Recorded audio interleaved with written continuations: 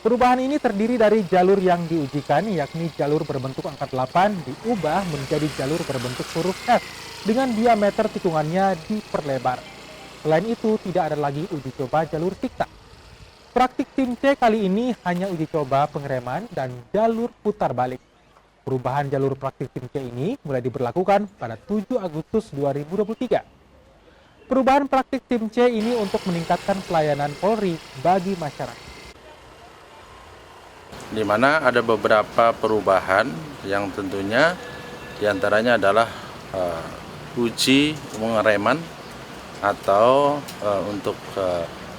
kemudian ujian untuk uji U-turn, kemudian perubahan ujian yang dari angka 8 menjadi S, kemudian juga ada uji untuk pengereman dalam rangka menghindari.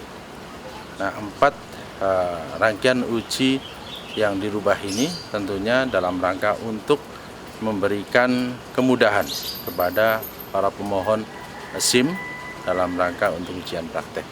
Dan juga di sini adalah dalam rangka untuk meningkatkan pelayanan pembuatan SIM oleh Polri kepada masyarakat. Kapan mulai diberlakukan? Sudah mulai berlaku tentunya dari tanggal 4 Agustus 2023.